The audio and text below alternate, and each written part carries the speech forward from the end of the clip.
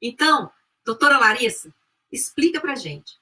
Depois daquele um ano, né, e um mês que essa proposta foi analisada ali na comissão especial, uma comissão que teve 7 relatórios, né?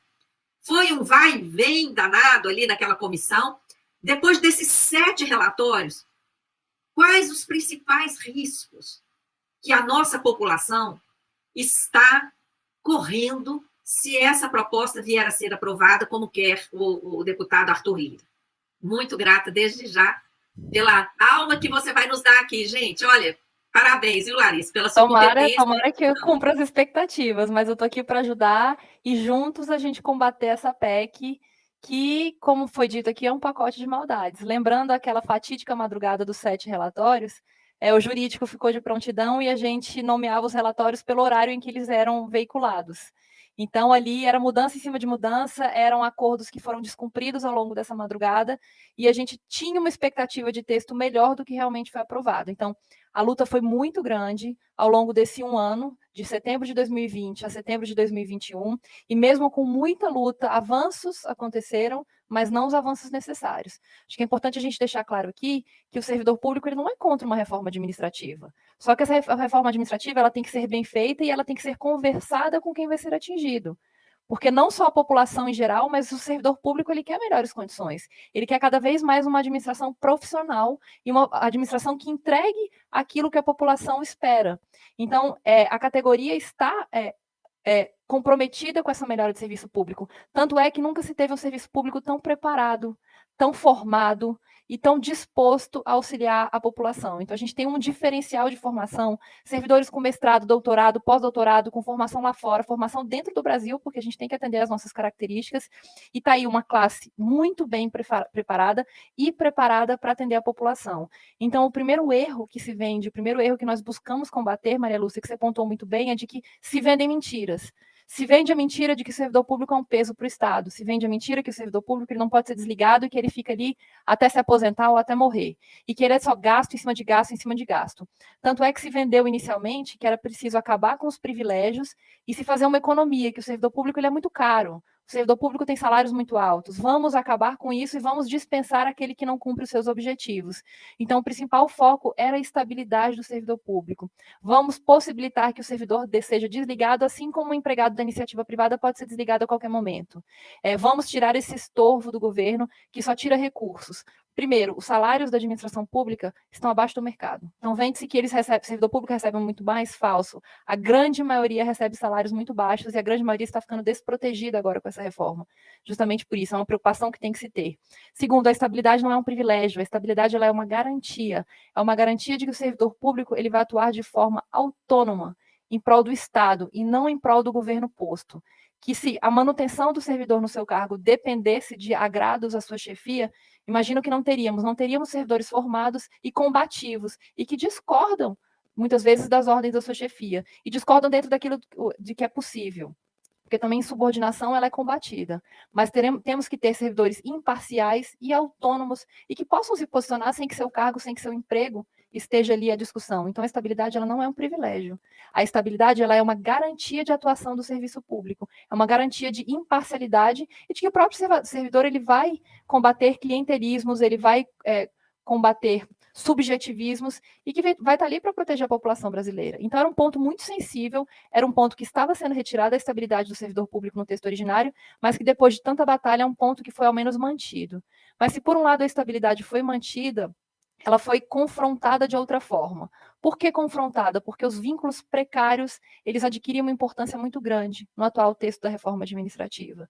Então, eu consigo colocar aqui que são 2 eixos principais que esse texto aprovado em setembro de 2021 traz. Primeiro, desliga-se o servidor de uma forma muito mais fácil e contrata-se um prestador de serviço para a administração pública também de uma forma muito mais fácil.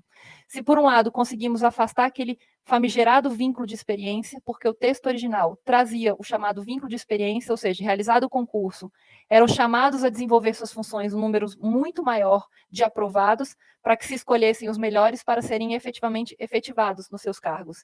Isso a gente conseguiu tirar, até porque não sabia-se quais seriam os critérios para efetivação desses aprovados dentro do número de vagas. Então, a gente já teria aí um primeiro subjetivismo que conseguiu se afastar. Mas o que se mantém no texto atual de facilitação de contratação? Primeiro, a figura da contratação temporária. Então, servidores temporários que serão chamados em processos seletivos simplificados, ou seja, não é necessário concurso público, poderão ser chamados a atuar para a administração pública por até 10 anos. Então, daí a gente já para pensar, um prazo de 10 anos é tão temporário assim? 10 anos no serviço público é um contrato temporário? E disse que é para atender necessidades temporárias, mas o temporário também vai poder atender atividades permanentes, desde que revestidas de natureza estritamente transitória. Como é que o permanente é estritamente transitório? A gente já tem aí uma contradição nos seus próprios termos.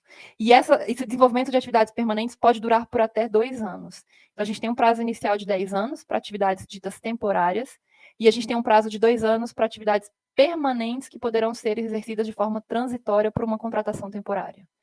Então, já vê ali um processo seletivo simplificado, sem grandes garantias, vai trazer para a administração pública temporários para desenvolver, muitas vezes, atividades típicas e exclusivas de Estado. Atividades que sejam formação, curso de formação, formação específica em cursos superiores por temporários. Eu não quero desmerecer aqui de forma alguma um servidor temporário que pode ter o mesmo preparo, mas não a prova, não a classificação que o servidor público teria passando por um concurso de provas e títulos que estamos hoje tão acostumados a ver. Então, a gente já teria uma contratação temporária, e o que traria pessoas, muitas vezes, despreparadas e até sujeitas a subjetivismos para trabalhar para a administração pública. E o segundo ponto, que a Maria Lúcia já trouxe muito bem, são os acordos de cooperação que estão previstos lá no artigo 37A. Vem uma palavra assim muito bonita mesmo, a cooperação entre entes públicos e privados, compartilhamento de estrutura física e utilização de recursos humanos de particulares.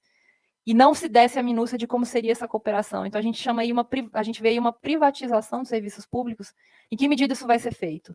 Então, por mais que a estabilidade tenha sido mantida na administração pública, o que é uma coisa muito cara, a estabilidade está meio que sendo colocada a escanteio para trazer outras figuras, além do serviço público que hoje se conhece, além do servidor público que hoje se conhece, para uma contratação de temporários e para acordos de cooperação. Então, eu vou inflar a máquina pública com pessoas que não passam pela mesma prova, que não passam pelo mesmo teste que os servidores atuais para garantir essa imparcialidade. Então, aí um grande ataque à impessoalidade, que é um princípio constitucional muito caro. A impessoalidade que parte da imparcialidade. É impessoal, o servidor tem que atuar em nome do bem comum, e não em nome de interesses próprios ou da chefia posta. Então, se ao mesmo tempo a gente está facilitando a contratação, por mais que se mantenha o servidor público, nós estamos também facilitando o desligamento desse servidor público. Como é que esse desligamento ele está vindo? A primeira hipótese é a possibilidade de extinção do cargo por desnecessidade, ou pelo fato do cargo se tornar obsoleto. Agora, não se desce a minúcia de como é que esse cargo se torna desnecessário ou obsoleto na administração pública. Então, isso pode dar vazão a subjetivismos muito grandes, a uma não determinação, a uma não objetivação do que seria obsoleto ou desnecessário. Dá-se muito o exemplo, a administração dá muito exemplo, de que um assessorista hoje é desnecessário, um datilógrafo hoje é desnecessário. Mas as funções desses cargos, elas podem ser adaptadas para a necessidade hoje existente. E tem que se levar em consideração que um servidor com anos de administração pública traz uma experiência de gestão, muitas vezes impagável. Tanto é assim que foi instituído um benefício chamado abono de permanência para estimular aquele servidor público que tem condições de aposentar, para que ele permaneça na administração pública, tanto em função da sua experiência, tanto porque é muito mais interessante para a administração manter aquele servidor nativo e não aposentado, tendo que contratar um outro sem nenhuma experiência. Então, tem que se levar em consideração isso. O servidor, ele traz uma carga muito grande de atuação, de convívio, de histórico. Um histórico que não é caro não só para a administração pública, mas para toda e qualquer empresa. A gente tem um funcionário de muito tempo, um funcionário que conhece as nuances, ele é valorizado. Tanto assim que a própria legislação trabalhista valoriza esse servidor. Como o servidor público também, muitas vezes, tem benefícios por ter tantos anos de serviço. Além disso, a perda do cargo, que hoje em dia depende de uma decisão judicial transitada em julgado, ou seja, ela não está mais sujeita a recursos, a perda do cargo vai poder ser feita em razão de uma decisão meramente colegiada, ou seja, por um colégio por uma turma de magistrados. Não precisa ela ser irrecorrível, basta que ela tenha sido tomada por essa turma de magistrados ou de juízes nos tribunais de segunda instância ou mesmo em tribunais superiores, STJ e STF, mas a decisão não precisa ser irrecorrível, ou seja, uma decisão frágil que pode ser revertida, pode ser base para o desligamento de um servidor público. E um outro ponto é a questão da insuficiência de desempenho, que é inclusive que chama muito a atenção, e eu volto a falar. Não se é contra uma reforma, não se é contra uma avaliação de desempenho de servidor público. A avaliação deve existir. A avaliação de desempenho é uma das tarefas mais árduas para qualquer empregador, seja na seara pública, seja na seara privada. Teses e teorias já foram desenvolvidas para bem avaliar um empregado, quiçá um servidor público. É uma questão que já existe atualmente no texto constitucional, ou seja, não seria uma inovação da PEC 32, só que atualmente ela não é regulamentada, assim como não vem regulamentada na PEC 32. É necessário descer a minúcia de uma regulamentação para trazer exatamente em que hipóteses a insuficiência de desempenho vai ser utilizada como perda de cargo. Só se diz no texto da PEC que 2 avaliações ruins ou 3 interpoladas serão hipótese de desligamento do servidor.